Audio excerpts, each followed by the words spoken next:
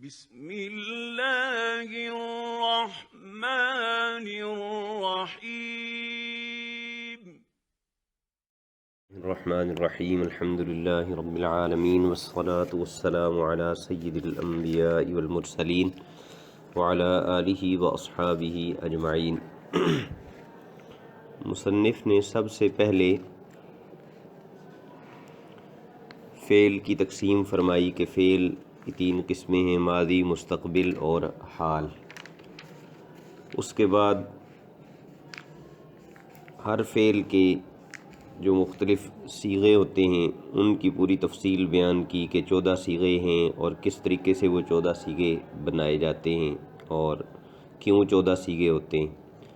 پھر فعل معروف، فعل مجہول، فعل مثبت اور فعل منفی، اور اس کے بعد پھر ماضی قریب، بعید، استمراری، ماضی تمنائی اور ماضی احتمالی وغیرہ، ان کے بنانے کا طریقہ بھی پچھلی فصلوں میں بیان ہو چکا ہے۔ اب اس فصل سے یہ فعل مضارع کو بنانے کا طریقہ وہ بیان کرنا چاہتے ہیں۔ فرماتے ہیں کہ یہ جو کچھ بیان ہوا یہ فعل ماضی کی بحث تھی۔ جب مضارع کو بنانا چاہو تو اس کا طریقہ یہ ہے کہ مضارع کی کچھ علامات ہیں، ان میں سے کوئی نہ کوئی علامت شروع میں لانی پڑے گی، اور وہ علامات کیا ہیں؟ وہ 4 حروف ہیں، الف، تا، یا اور نون، جن کا مجموعہ عطین کہلاتا ہے۔ عطین بھی ان کو کہا جاتا ہے، نأتی یا نأیتو یا انیتو، کئی طرح ان کو جمع کیا جاتا ہے۔ مجموعے اس لیے بناتے ہیں تاکہ یاد رکھنا آسان ہو جائے، تو 4 طرح سے اس کو کہا جا سکتا ہے، عطین، نأیتو، نأتی یا انیتو۔ ان چاروں میں سے کوئی نہ کوئی وہ ماضی کے شروع میں آ جائے گا، اور ابھی یہ یاد رکھنا ہے کہ یہ بات ابھی صرف ثلاثی مجرد کی ہو رہی ہے۔ میزان اس طرف ہم پڑھ رہے ہیں نا، منشعب آگے جو ہوگا اس میں پھر جو اس کی شاخیں ہیں، ثلاثی مزید فی، رباعی مجرد مزید فی، ان کا بیان آئے گا۔ فی الحال ہم صرف ثلاثی مجرد کو پڑھ رہے ہیں۔ ثلاثی مجرد میں مضارع بنانے کا طریقہ یہ ہے کہ علامات مضارع میں سے کوئی نہ کوئی شروع میں آ جائے گی، فا کلمہ سے پہلے۔ فا کلمہ کو ساکن کر دیں گے، اور عین کلمہ جو ہے اس کی حالت آپ جانتے ہیں کہ وہ ماضی ہو یا مضارع ہو، ثلاثی مجرد میں وہ ہر باب میں ایک جیسی نہیں ہوتی، فتحہ، کسرہ، ضمہ تینوں آتے رہتے ہیں۔ آخر میں مضارع میں عام طور پہ ضمہ ہوتا ہے، تو اس طرح مضارع تیار ہو جائے گا۔ مثلا ضرب سے مضارع بنانا ہے تو شروع میں یا تا یا حمزہ یا نون کوئی آ گیا، فا کلمہ ضاد ہے اس کو ساکن کر دیا، عین کلمے کی حرکت کا کوئی اعتبار ہی نہیں کیونکہ وہ بدلتی رہتی ہے، اور آخر میں ضمہ دے دیا تو یضربو، تضربو، اضربو، نضربو وغیرہ یہ صیغے بن جائیں گے۔ یہ جو 4 علامات ہیں، حمزہ، تا، یا اور نون، ان کی تفصیل بتاتے ہوئے کہتے ہیں کہ الف جو ہے یہ الف وحدان، یہ حکایت نفس متکلم کے لیے، یعنی بات کرنے والے کی اپنی ذات کو بیان کرنے کے لیے۔ حکایت کا معنی ہوتا ہے بیان کرنا، نفس متکلم کا معنی متکلم کی ذات، یعنی جس کے شروع میں حمزہ آئے گا نا صیغے کے شروع میں مضارع میں، تو آپ نے فوری طور پہ سمجھ جائیں گے کہ یہ واحد متکلم کی بات ہو رہی ہے، یعنی بات کرنے والا اپنی بات کر رہا ہے۔ الف وحدان کا مطلب ہے کہ واحد کے صیغے میں یہ آنے والا ہے، یا وحدان بھی کہہ سکتے ہیں، واحد کی جمع ہو گئی وحدان، یعنی جو واحد کے صیغوں میں آتا ہے۔ تا 8 کلموں کے شروع میں آتی ہے، 3 مذکر حاضر کے، 3 مؤنث حاضر کے، اور 2 اور یعنی واحد مؤنث غائب اور تثنیہ مؤنث غائب، یہ 8 صیغے ہیں جن کے شروع میں تا آتی ہے۔ یا 4 صیغوں کے شروع میں آتی ہے، 3 مذکر غائب کے اور 1 جمع مؤنث غائب کا، تو 1 میں آ گیا حمزہ، 8 میں تا، 9 اور 4 کے شروع میں آ گئی یا، 13 ہو گئے، 1 ہی باقی بچا، تو اس کے شروع میں نون آ جائے گا. اور وہ کون سا صیغہ ہوگا؟ جو تثنیہ، متکلم، جمع متکلم، چاہے مذکر ہو یا مؤنث، ان سب کے لیے آئے گا. یعنی وہ آخری صیغہ 4 معنی دے گا. جیسا کہ آخری سے پہلے والا 2 معنی دیتا ہے تو یہ 4 معنی دے گا. اب جب ان سے تثنیہ اور جمع کے صیغے بنائے جائیں گے تو 7 صیغوں کے آخر میں ایک نون آئے گا مضارع میں. مثلا یضربو سے جب تثنیہ جمع بنائیں گے نا تو الف تو آئی نا، تثنیہ کی ضمیر بھی اور فاعل بھی، تثنیہ کی علامت بھی اور ضمیر فاعل بھی. تو نون جو آگے آ رہا ہے یضربانی، یضربونا، اسی طرح تضربانی، پھر تضربانی، تضربونا، پھر آگے چل کر تضربانی. یہ 7 صیغوں میں ایک نون آتا ہے مضارع کے اندر. یہ نون نون اعرابی کہلاتا ہے، اور یہ اس ضمے کے بدلے میں آتا ہے جو مضارع کے میں واحد کے صیغوں میں ضمہ ہوتا ہے. یضربو، تضربو وغیرہ میں ضمہ ہے نا آخر میں، وہ ضمہ چونکہ الف کے آنے سے ختم ہو جاتا ہے. یضربانی وہ ضمہ تو ختم ہو گیا، اس کے عوض میں یہ نون آتا ہے، اور اس نون کا نام نون اعرابی ہے.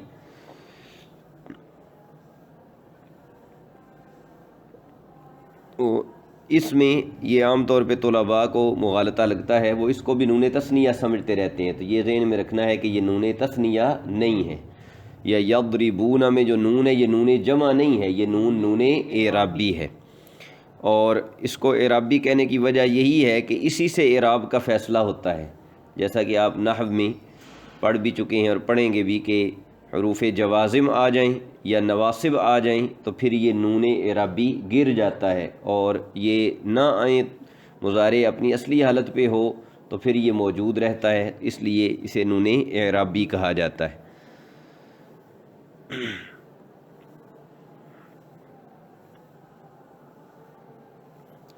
اب وہ کن کن 7 صیغوں میں آتا ہے مصنف وہ بتا رہے ہیں کہ 4 تثنیہ کہ نون اعرابی دریں ہا مکسور باشد. 4 تو تثنیہ کے صیغے ہو گئے نا، تثنیہ مذکر غائب، تثنیہ مؤنث غائب، تثنیہ مذکر حاضر، تثنیہ مؤنث حاضر. ان میں نون اعرابی مکسور ہوگا.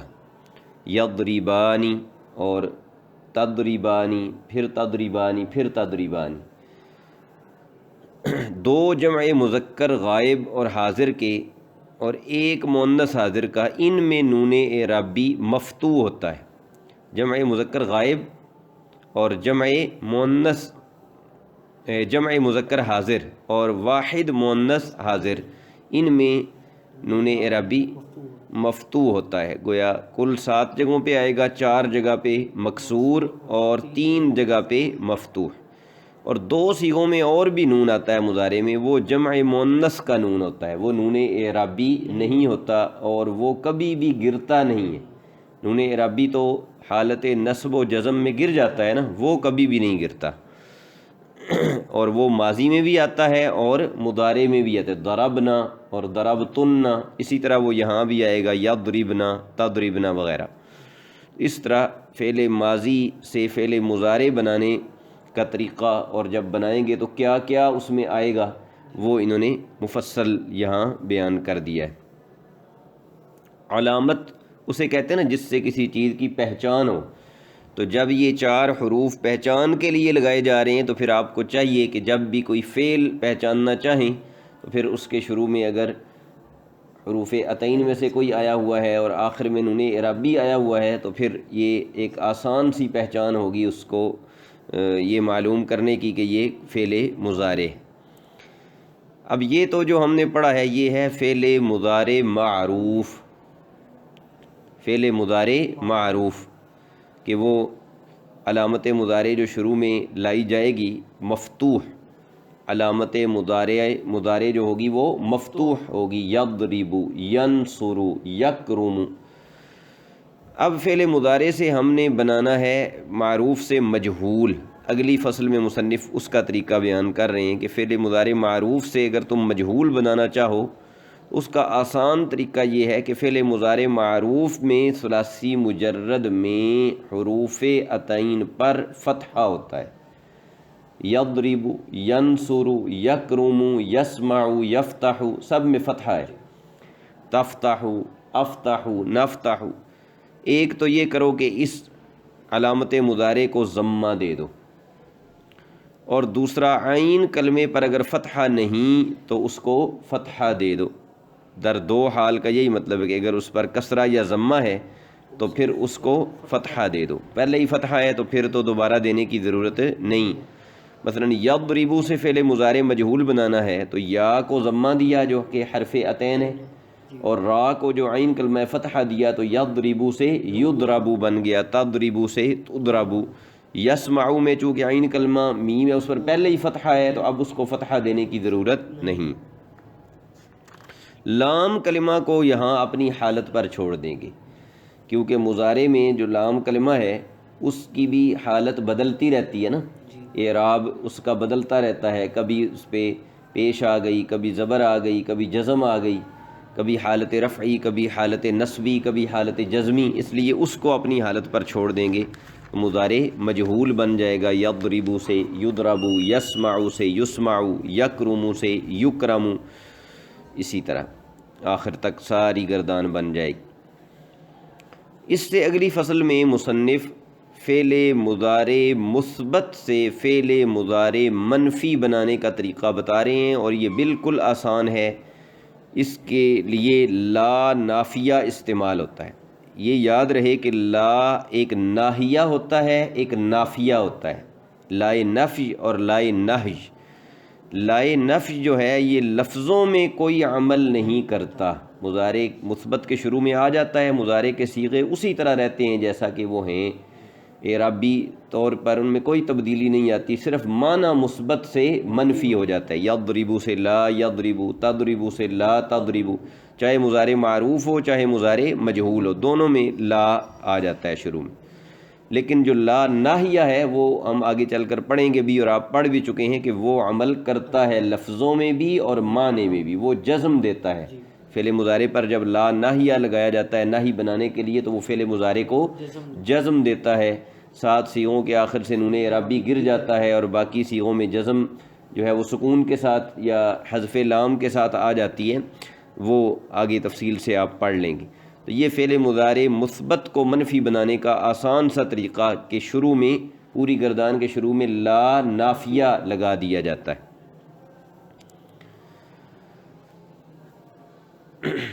اس کے بعد اگلی جو بحث ہے وہ ہے نفی تاکید بلند۔ اس کو فعل مستقبل منفی بھی کہا جاتا ہے، نفی تاکید بلند بھی کہتے ہیں، اور فعل مستقبل منفی مؤکد بلند ناصبہ بھی کہا جاتا ہے۔ آپ پیچھے پڑھ چکے ہیں کہ فعل مضارع میں دونوں زمانے پائے جاتے ہیں، حال کا بھی اور مستقبل کا بھی، لیکن بعض اوقات ایسا ہوتا ہے کہ وہ مضارع صرف ایک پر ہی دلالت کرتا ہے، ایک کے ساتھ اس کو خاص کر دیا جاتا ہے، صرف حال پر دلالت کرتا ہے یا صرف مستقبل پر دلالت کرتا ہے۔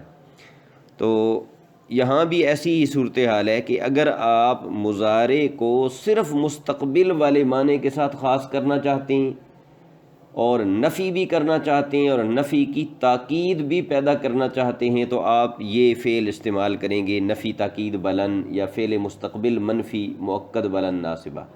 یعنی اس میں گویا 3 کام ہوں گے، مضارع صرف مستقبل میں چلا جائے گا، مثبت ہے تو منفی ہو جائے گا، اور تاکید پہلے نہیں ہے اب تاکید بھی پیدا ہو جائے گی۔ یہ 3 کام یہاں ہوں گے، اور اس کے بنانے کا طریقہ یہ ہے کہ مضارع کے شروع میں لن ناصبہ تاکیدیہ، ناصبہ نافیہ تاکیدیہ، 3 کام کر رہے ہیں نا، اس لیے اس کے 3 لقب بھی ہیں، ناصبہ کہ نصب دے رہا ہے، نافیہ کہ وہ نفی کر رہا ہے، اور تاکیدیہ کہ وہ تاکید پیدا کر رہا ہے۔ تو یہ شروع میں لے آئیں گے۔ اب یہ جب شروع میں لائیں گے تو یہ کیا عمل کرے گا؟ یہ لفظوں میں بھی عمل کرتا ہے، معنی میں بھی عمل کرتا ہے۔ یہ ان حروف میں سے ہے جو فعل مضارع کو نصب دینے والے ہیں۔ تو یہ کیا کرے گا؟ 7 صیغوں میں جن میں نون اعرابی ہے، اس کے آنے کی وجہ سے نون اعرابی گر جائے گا، معروف میں بھی مجہول میں بھی۔ مثلا یضربان سے لن یضربا، یضربون سے لن یضربو، تضربین سے لن تضربی۔ باقی جو 7 صیغے ہیں تو ان کے آخر میں زبر آ جائے گی، لن یضربا، لن تضربا، پہلے یضربو تضربو تھا، اب یضربا، لن یضربا، لن تضربا، لن اضربا، لن نضربا بن جائے گا۔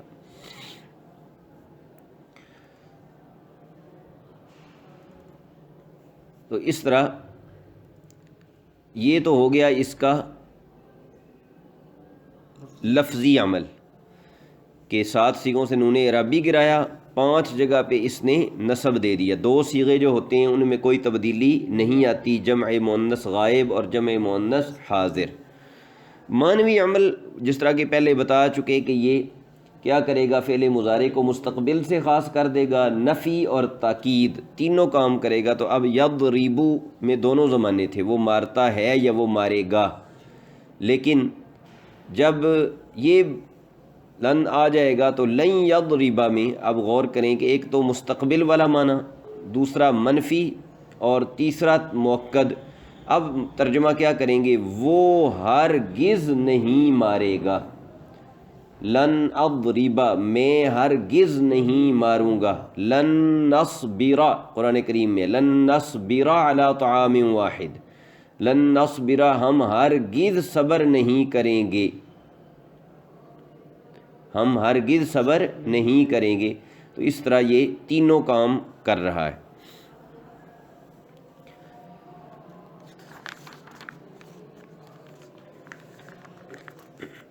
اس سے اگلی فصل میں نفی جحد بلم اس کو بیان کرنا چاہ رہے ہیں۔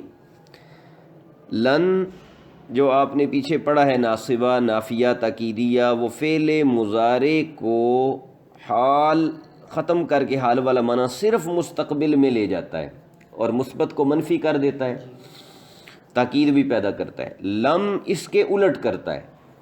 لم کیا کرتا ہے کہ یہ فعل مضارع کے شروع میں آتا ہے اور اس کو ماضی منفی کے معنی میں کر دیتا ہے، مستقبل منفی کی بجائے ماضی منفی کے معنی میں کر دیتا ہے۔ یہ اس کا ہے معنوی عمل۔ لفظی عمل اس کا کیا ہے کہ یہ حروف جوازم میں سے ہے، ان حروف میں سے ہے کہ جو فعل مضارع کو جزم دیتے ہیں۔ تو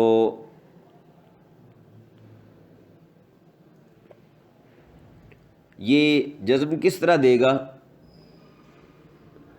کہ 7 صیغوں کے آخر سے نون اعرابی گر جائے گا، یضربان سے لم یضربا، یضربون سے لم یضربو، تضربین سے لم تضربی۔